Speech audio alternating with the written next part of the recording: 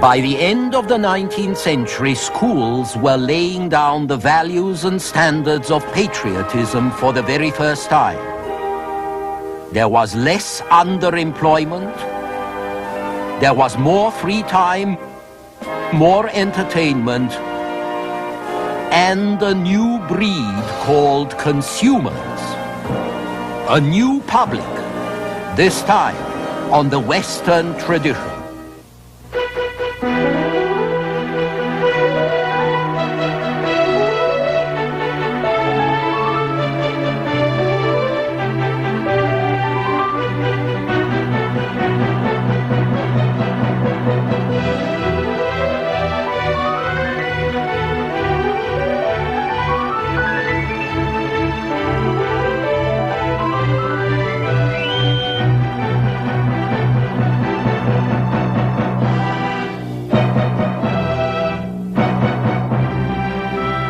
And now, UCLA professor Eugen Weber's continuing journey through the history of Western civilization.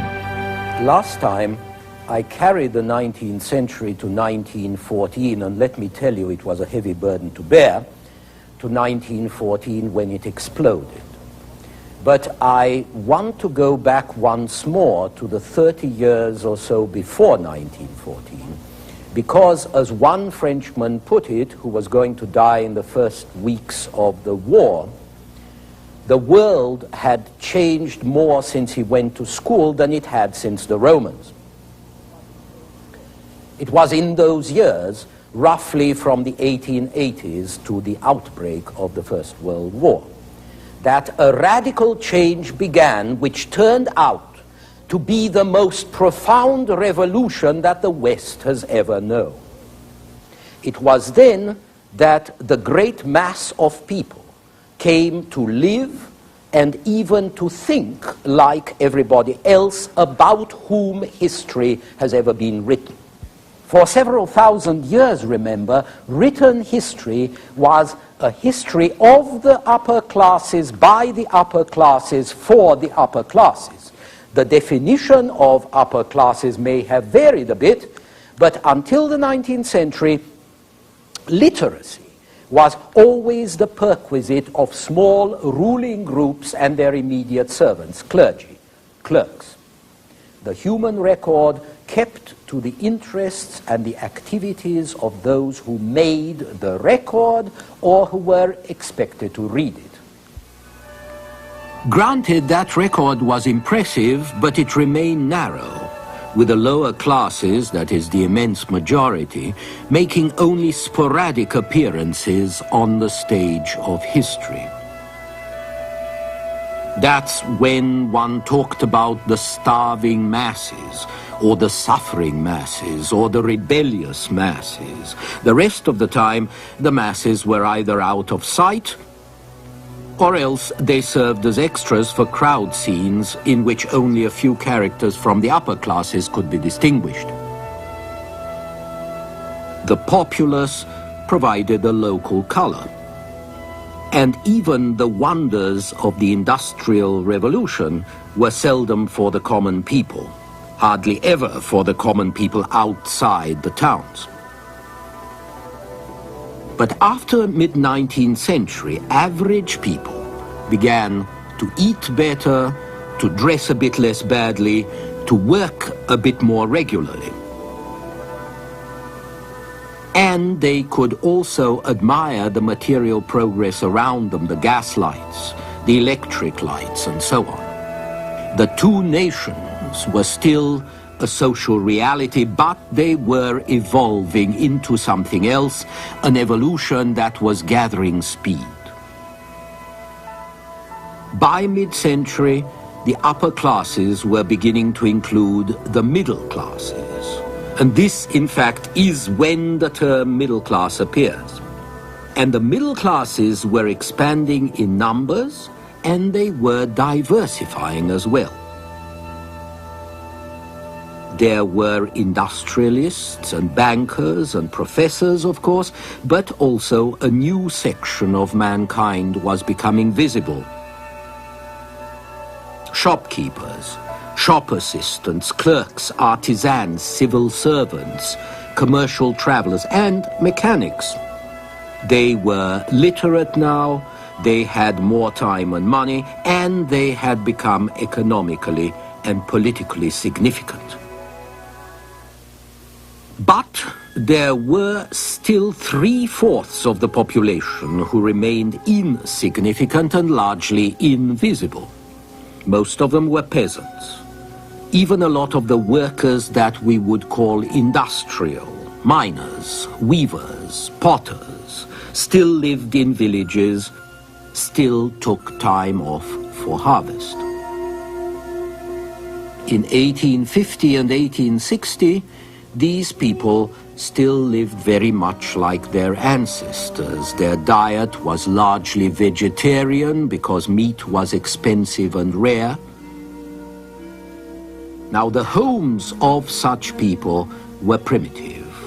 Many had no windows because there was a tax on doors and windows. Many families shared their quarters with a family pig or goat or chicken. They shared them with a cow. Many had never seen a town. Very few had seen more than the local market town. They were not part of a market economy, still less of the national economy. For people like these, national politics as we know it were meaningless, something that others did far away. And the nation, what we call the nation, was not a familiar concept. Many people didn't even speak the national language. They spoke local dialects. A lot of the peasants also used local measures, as they had done in the Middle Ages. A bushel might mean something very different in a village like this one from what it meant in the village 10 miles down the road. Even the national currency was largely irrelevant because most people handled cash so rarely. They were attached to their village, their valley, their fields. They had a relationship with neighboring communities, with a nearby town. The state was something very vague. The state was related to tax collectors and customs men who evoked a lot of law-breaking and rebellion. It was related to soldiers, to policemen, to all kinds of intrusive forces that made a hard life more difficult. In remote regions, many people didn't even know that they lived in France or Italy. They didn't know what nationality they were. They didn't know what nationality meant. And for a long time, when they got the vote, they voted the way the landlord, the priest, the mayor, the village usurer told them to vote.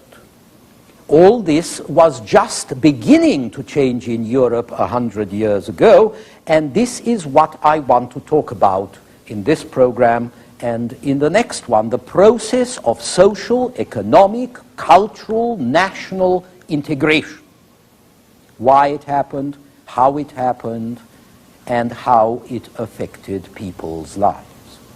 First, why? By the last third of the 19th century, Western Europe was divided into nation-states.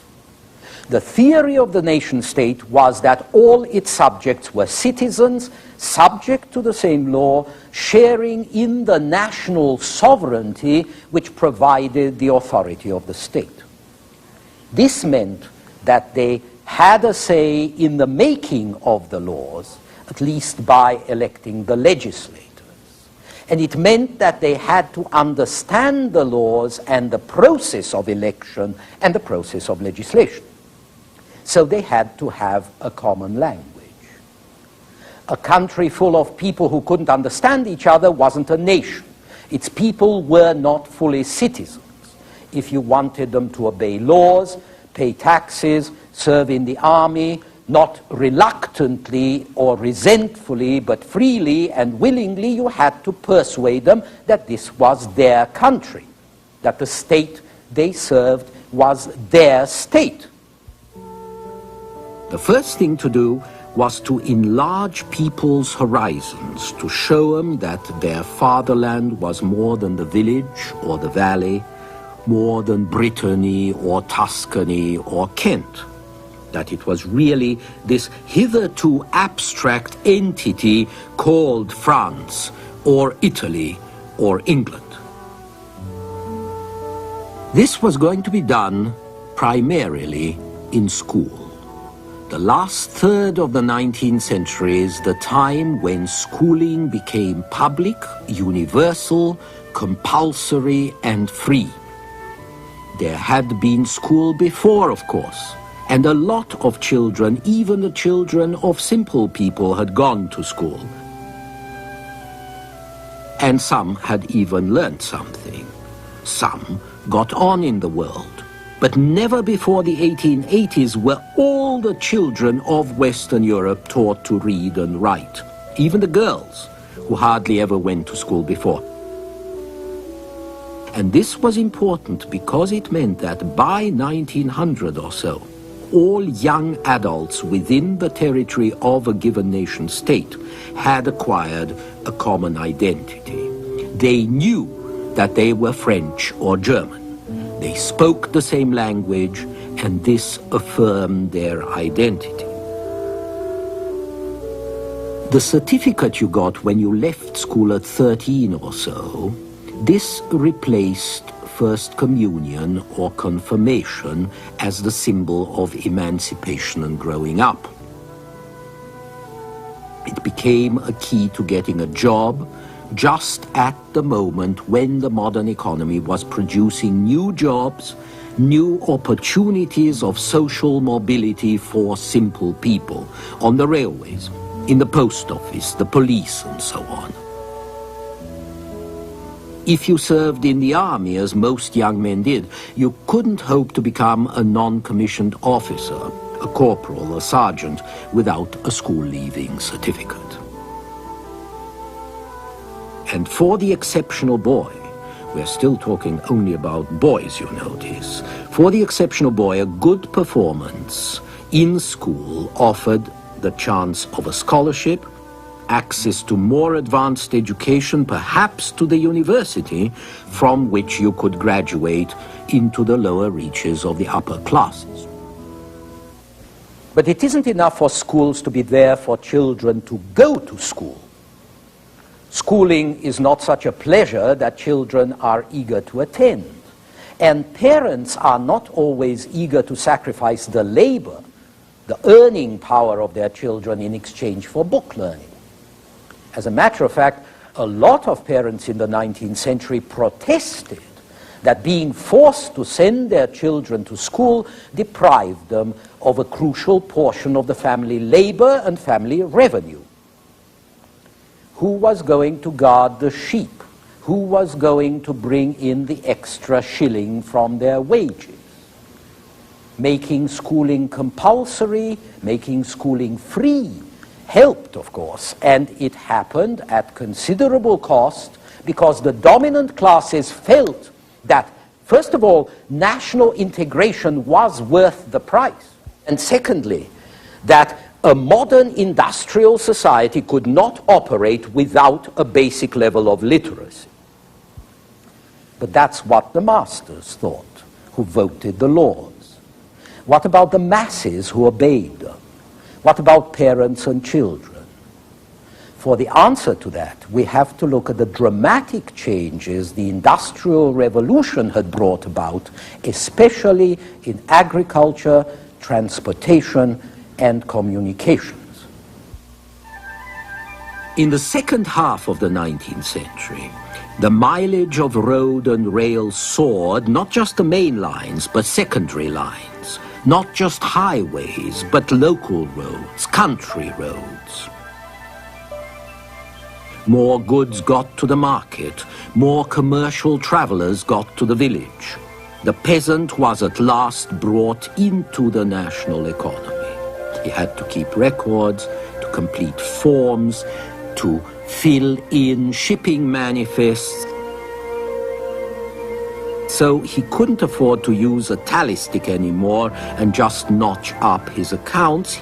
he shifted from subsistence to a cash economy.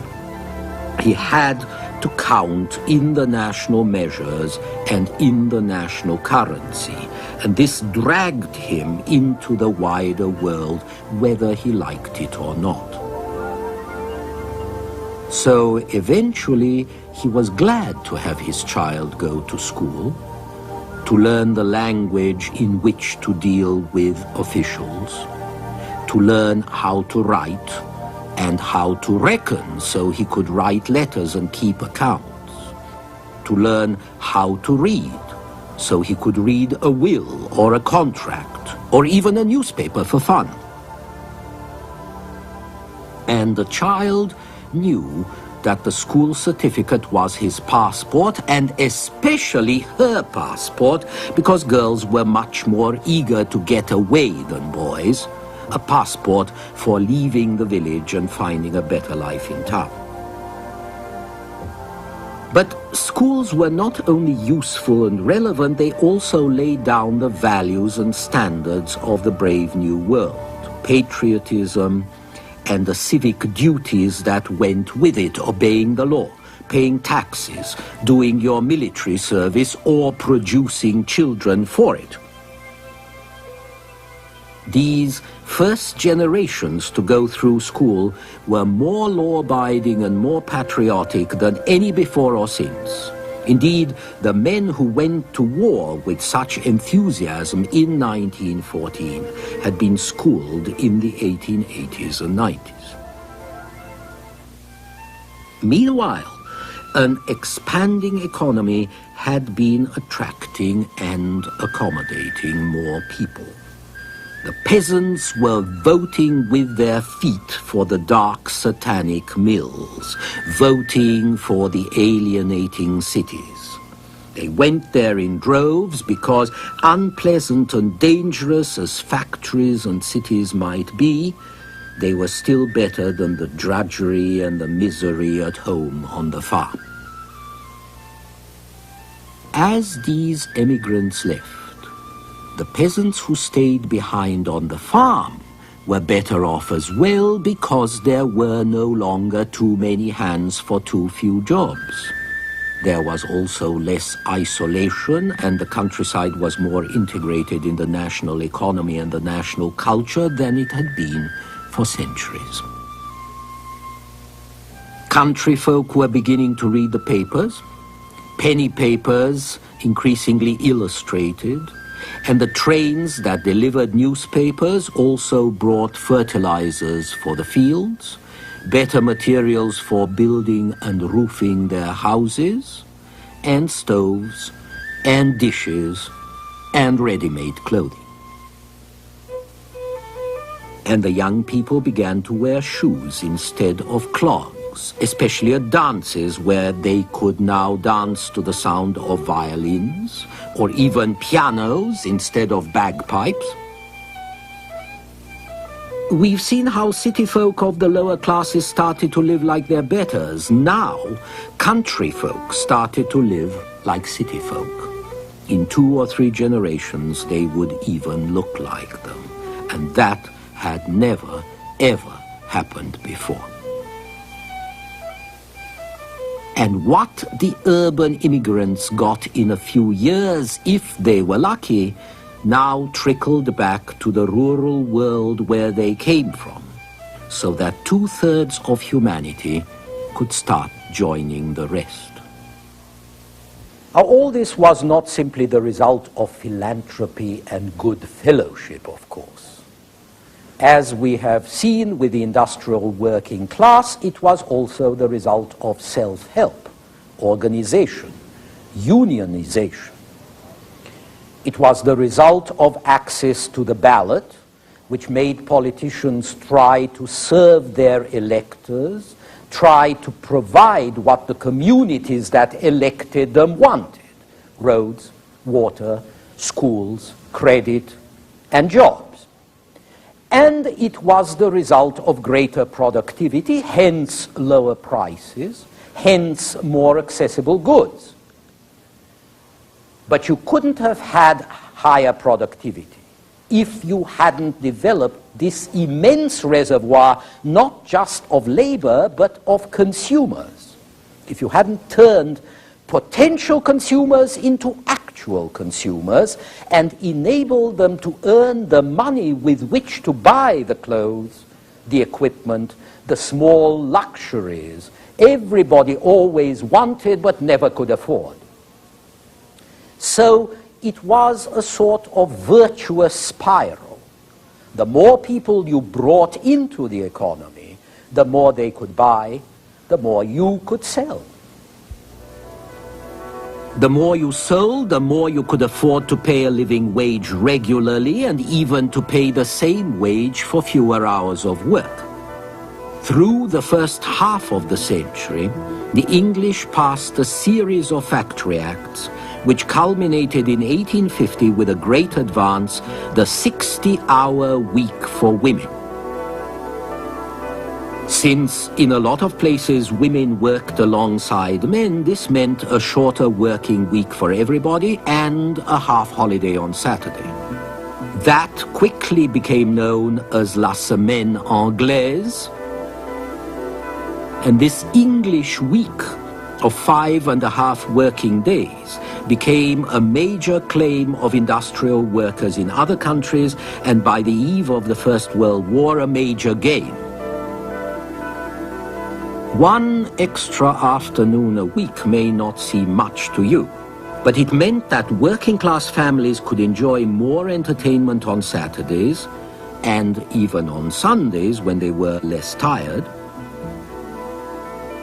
It meant they could go to the dance hall or theater, and by 1900 they could watch movies, invented in 1895 or 96, as a kind of music hall attraction. They also had more time to read the papers and to enjoy the spectacular side of electoral politics, which provided entertainment and spectator sport at a time when entertainment was still rare. So, advances in the welfare of the masses, urban and rural, were related to the economy and to the implications of national unity. But they were also affected by something a lot less obvious, the new doctrines of evolution and natural selection. In 1859, Charles Darwin, an English naturalist, published a book called On the Origin of Species by Means of Natural Selection. Darwin argued that animal species did not originate in a divine act of creation as portrayed in the Bible.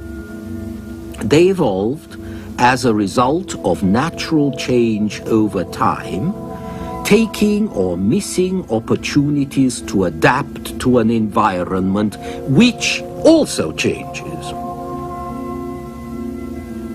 In another book he published in 1871, called The Descent of Man, Darwin linked human evolution quite explicitly to the higher primates, specifically and shockingly, as his critics put it, to hairy quadrupeds furnished with a long tail and pointed ears. Life is a competitive struggle for existence, wrote Darwin. Creatures that possess useful characteristics, or that develop such characteristics by mutating right, are favored in the struggle, and what goes for other animals goes for the human animal as well. And such notions were expressed in a phrase that caught the public imagination: the struggle for existence, or the struggle for life. Darwin himself, of course, went to church as all gentlemen did.